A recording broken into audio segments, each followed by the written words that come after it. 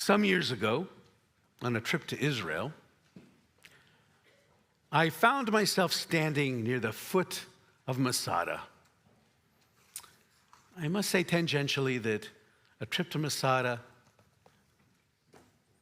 it's on everybody's list. I'm not sure why. But anyway, I digress.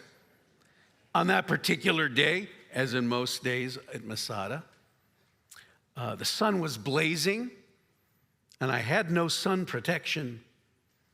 As my children will tell you, I am loath to put anything, any kind of lotion on my skin. But I did know that my head would suffer. And so I was a little concerned I didn't have a hat. So I went to the Masada gift store, filled with a variety of tchotchkes, like you can imagine, expensive water bottles, postcards, and yes, hats. I chose the macho Israeli guide style. And if you've been to Israel, know this. It looks like a cross between an American Stetson and an Australian Jeep driver's backcountry ranch hat. Imagine Hugh Jackman meets Kevin Costner. It was olive-colored, of course, with snaps on the side to pull the brim up or to leave it down. I also had a string I could put under my chin. I could rakishly throw my head back and it would stay attached to my body.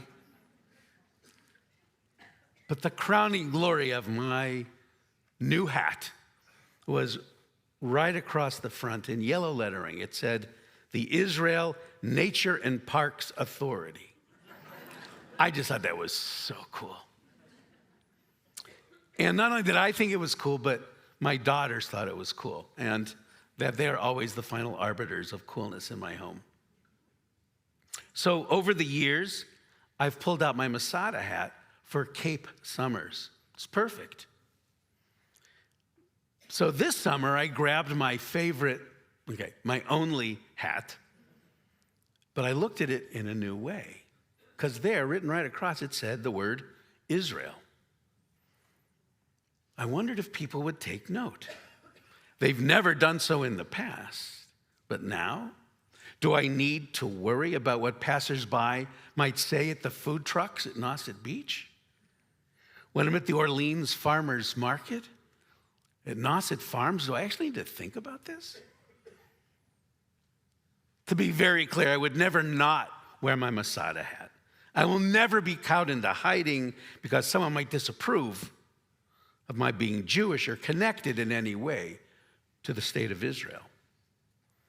As the son of a Holocaust survivor, I never have concealed who I am, if only as a way to honor all of my relatives, European aunts, uncles, grandparents, and cousins who were murdered in the Nazi war against the Jews. But this summer on the Cape, it was kind of weird. The fact that I even paused to think about it really shook me up. It was a punch in the gut, a small piece of evidence with enormous ramifications for me and the entire Jewish diaspora.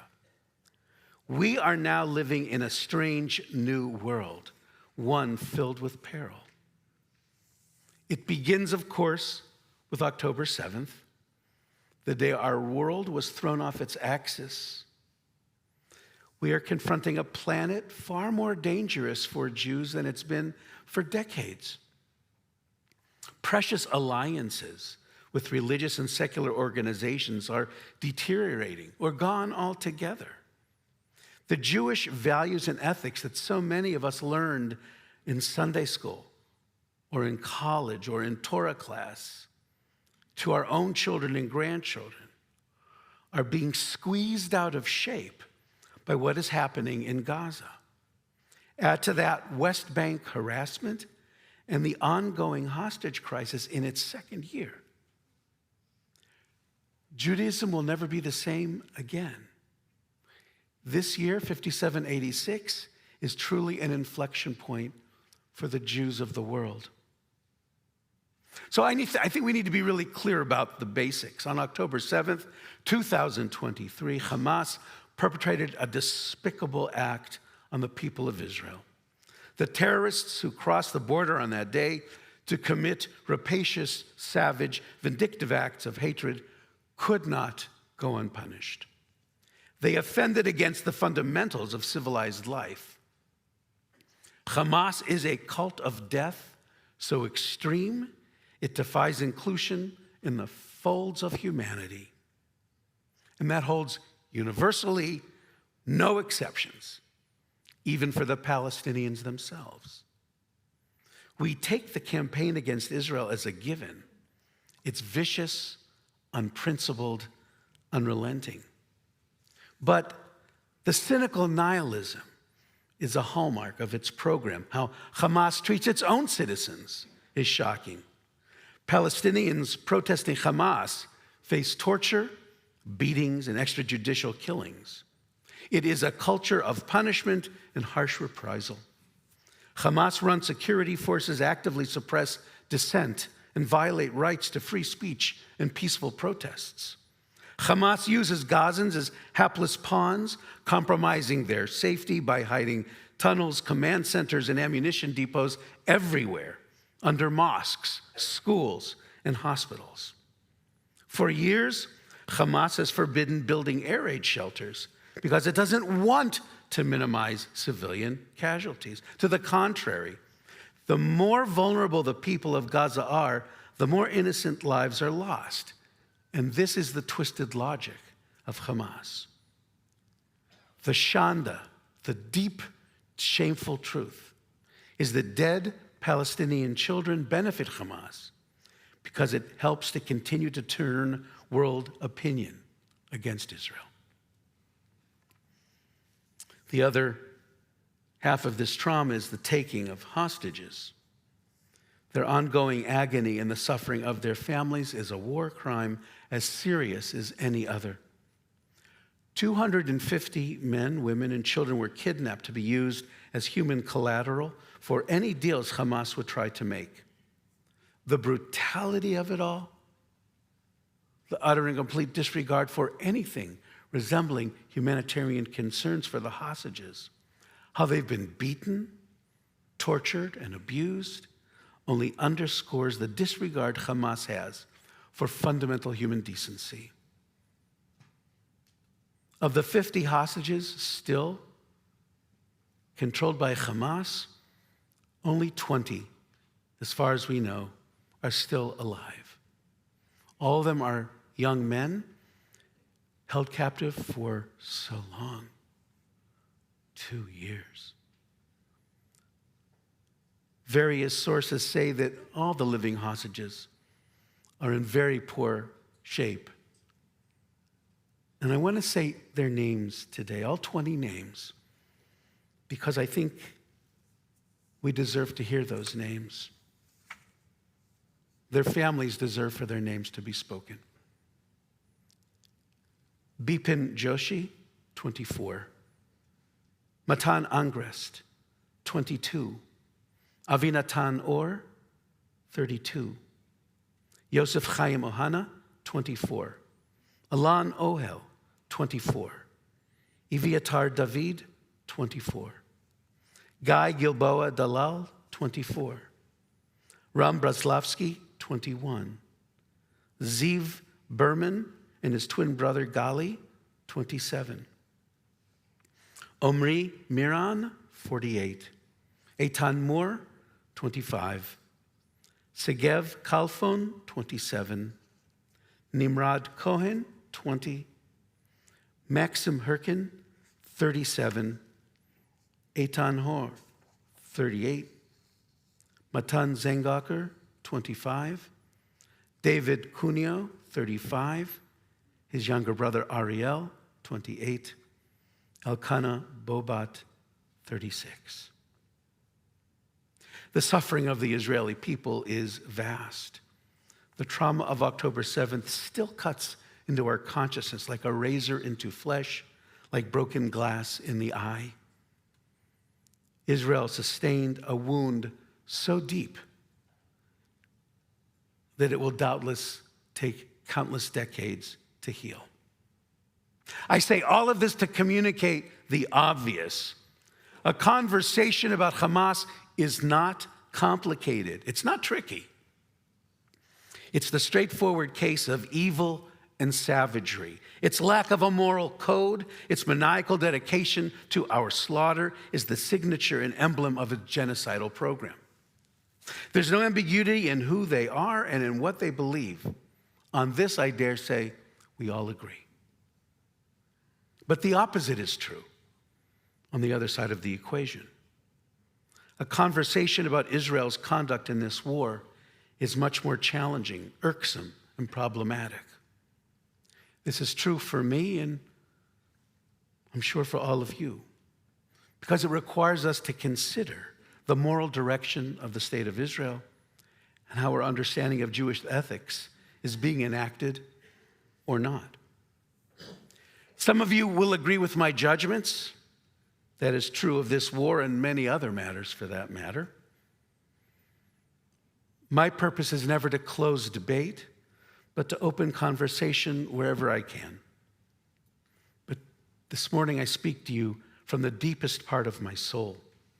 I am a Zionist. I have a deep love of Israel. It's a lifelong commitment inscribed in my heart throughout my adolescence while in young Judea, an American Zionist youth movement. Ask me why I've led so many TBA trips to Israel for families and for our kids. And I would say it's a function of the way I was educated, the basic circumstances of how I grew into selfhood. Israel and Zionism are seared into my DNA. I was raised on a vision of Israel, nurtured for over 2,000 years.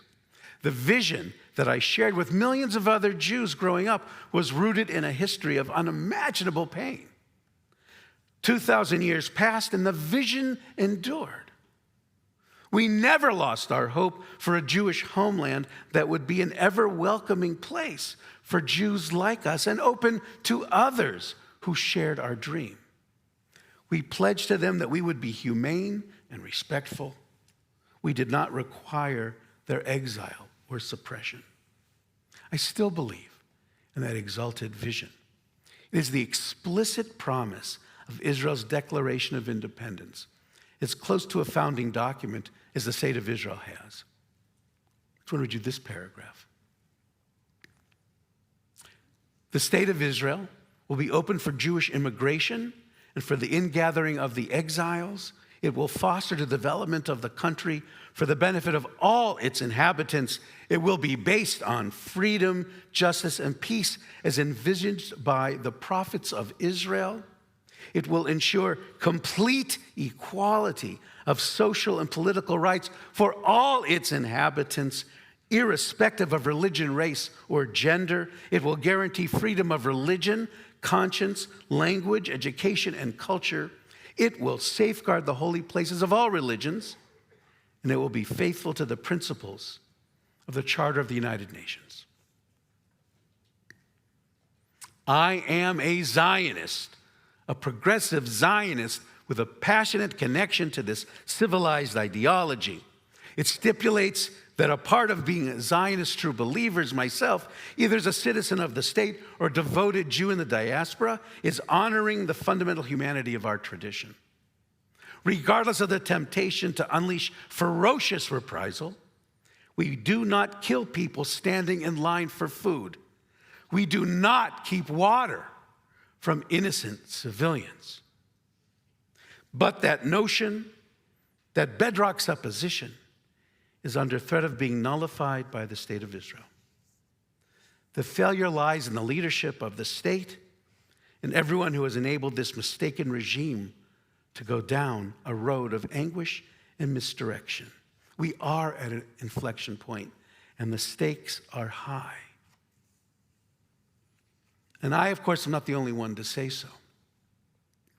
Recently, I listened to Yuval Harari, the famous Israeli historian, who said on a podcast that the current crisis could be the most dangerous, the most fraught for the Jewish people since the destruction of the Second Temple in the year 70.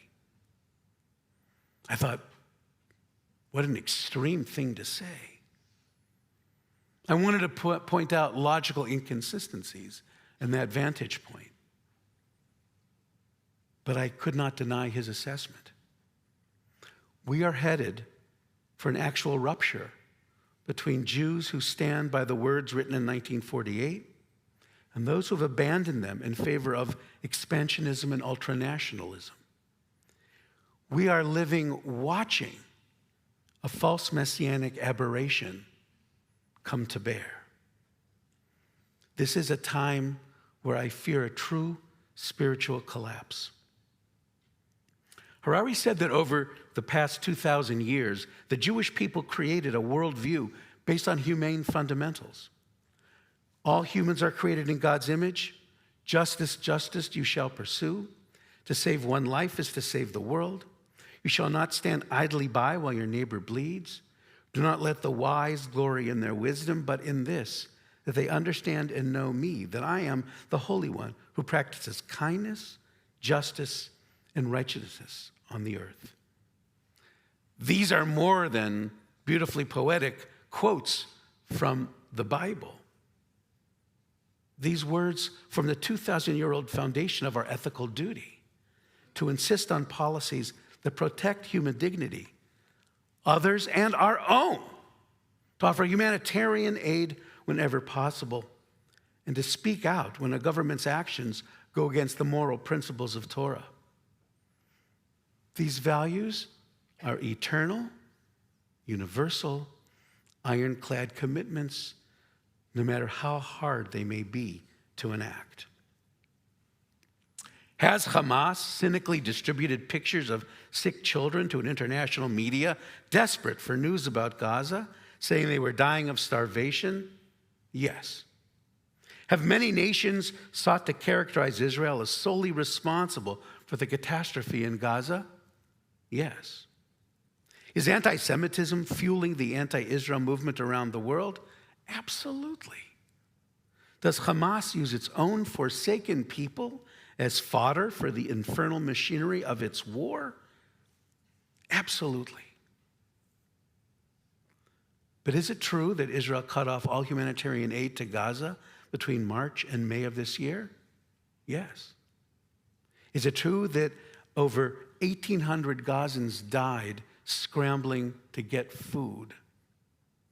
And were many of the bullets that killed so many people fired from Israeli rifles? Yes. Are there members of the current Israeli coalition calling for the removal of Palestinians from Gaza altogether in what can only be called a population transfer? Yes. Are the Palestinians living on the West Bank being increasingly threatened by Jewish settlers who beat Palestinians, destroy their homes, their crops? Yes. Do settlers commit this violence without any reprisal, without any action by the police? Yes. The dream, the hope for a Jewish state based on Zionist ideals of justice and inclusion that could respect all people, is in jeopardy as never before. Everything we prayed for over the past 2 millennia, the values we cherished and passed along, l'dor v'dor, from generation to generation, it's being crushed by an unscrupulous government. In its place is proposed a new Israel, a country that would be based on the worship of power, a nation that prefers the ultranationalist agenda of the far right, the triumphalist ideology of Smotrich and Ben-Gvir. Now, this Israel that is being shaped would be militarily strong, would have alliances with various nations around the world. It would be economically viable. By many accounts, it would be a success, a fortress state like Sparta that the Prime Minister of Israel himself held up as the future of the state. But such a place, it would be a spiritual disaster, the home base of a new and alien Judaism that all Jews in the world would be forced to reckon with. I imagine sometimes that my children, my grandchildren, all of the kids who have gone to school in this temple over the past 29 years, I think they're looking at the news and they come to me and they say, you taught us about Tikkun Olam. You taught us about tzedakah in Sunday school. We reached out to those who are disenfranchised. We learned what it felt like to be hungry. In fact, we understood that we're not allowed to stand idly by while our neighbor bleeds. How is it possible? How is it possible that right now, right this very minute, those values feel utterly compromised? How do we explain that? I don't know. This is not the kind of Zionism we can afford to espouse. The moral cost is simply too high, especially against the background of our history. The strands of Zionism have been woven into the whole cloth of our Judaism in all its luminous beauty and variation. Israel has been, since the founding of the Jewish state in 1948, a place of pride and possibility. But I really believe this year it has failed the test, forcing the Jews of the diaspora and Jews who live in Israel itself into a defensive crouch. All of a sudden, the whole cloth of Zionism has been reduced to fragments and dangling threads. Not by the Jews, not by the majority of Israeli citizens, but by a government widely reviled by its electorate. So what do we do now? What's supposed to happen next? I certainly don't know the answer to that question. At least not now. I'm interested in how we process all of this truth, this information. I asked a member of our temple in his 30s, I said, do you consider yourself a Zionist? And he said, well, if being a Zionist is to love the historical Israel, then yes, absolutely. I couldn't turn my back on that history. But he continued slowly, like almost in a whisper. He said, I just wouldn't voice my support out loud. I said, why? He said, because I would be seen as supporting the Israeli government and what they're doing in Gaza. And I reject that. Are Zionists obligated to defend war crimes against civilians? Must we defend or even accept the use of mass starvation as a tool of war? Are we to believe in equality everywhere, but in the state that is meant to be our spiritual home? The people I know want no part of that. So the question remains for young people, their elders, their leaders, and their rabbis.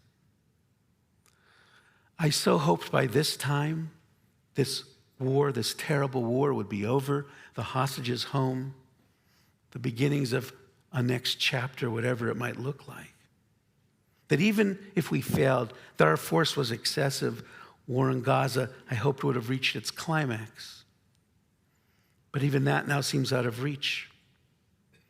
I talked to some of my friends just a few days ago. I wanted to make sure that my sermon faithfully represented where they were at.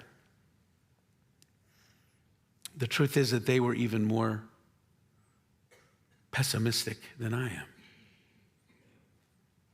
They said there's no end game. There's not a strategy.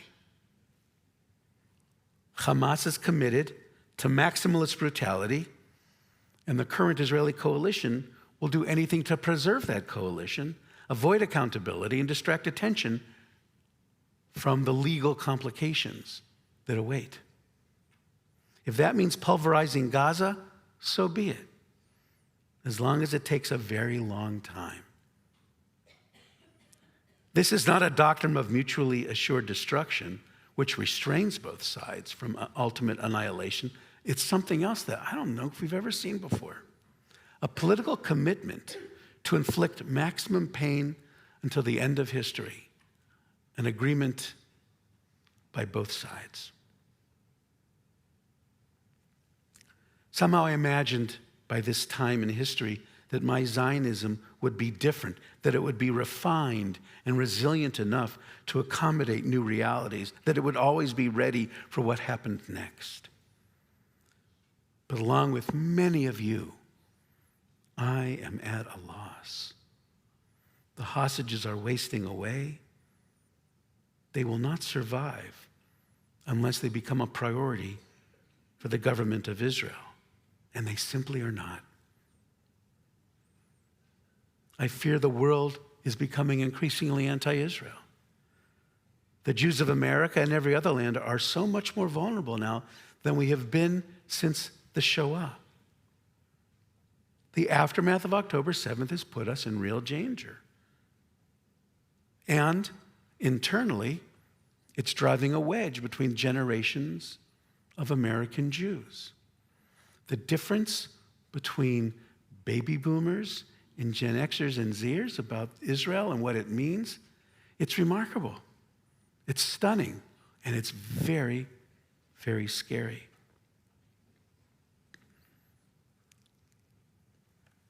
Even when fighting an existential war against enemies without moral restraint, there are limits to what is morally permitted to the Jewish state. How do we find a way forward? I just know that paralysis and withdrawal is not the way. We cannot sit in moral indifference. Crisis calls for active response. As Jews, we must define a way of thinking, a way of doing, a way of walking through this crisis. Now, you may be hostile to my point of view. You may be ambivalent. I hope all of us are actually ambivalent. You may be sympathetic, however you feel. I value the opportunity to declare this moment that we share as fraught a future as we ever have. I fear that those Jews without ambivalence, who no matter how wrenching the dilemma, always offer a simple narrative that resolves our inner conflicts. Especially now, as we face some of the most morally complicated dilemmas in our history, those one-dimensional voices must not be allowed to determine Jewish discourse. So I ask that you act accordingly. We are involved in conversations of existential importance. This one doesn't belong to other people. The whole of our future hangs in the balance. If you believe, as I do, that this war must end now, the first concern must finally be about releasing the hostages.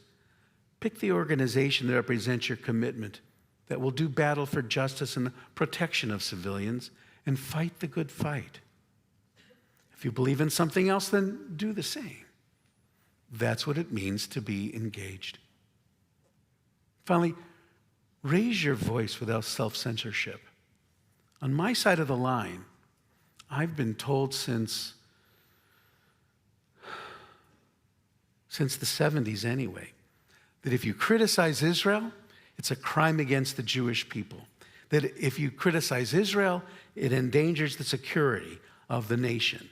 That it gives comfort to our enemies is an act of self-indulgence.